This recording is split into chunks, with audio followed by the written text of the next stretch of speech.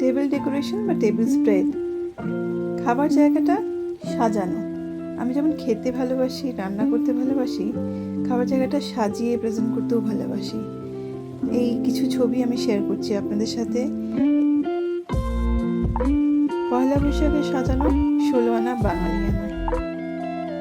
জন্মদিনে 5 রকম ভাজা ও পায়েস মাস্ট। আশার থালায় সাবেকিয়ানা। ককটেল ডিনার টেবিল, বন্ধুদের সাথে আড্ডা।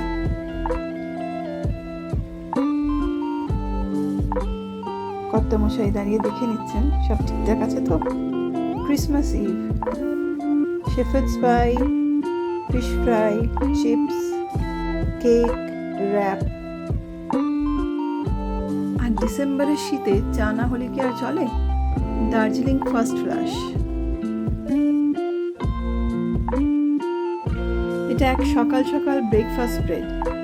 কর্তা আর ছেলের আবদারে সকালে ভোরবেলা উঠে সব রান্নাগুলো করতে হয়েছিল। তারপরে টেবিল সাজানোটা নিজেরই ইচ্ছে।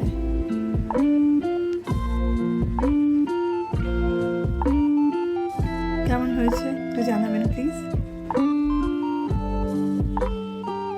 জুসটাও কিন্তু ফ্রেশ।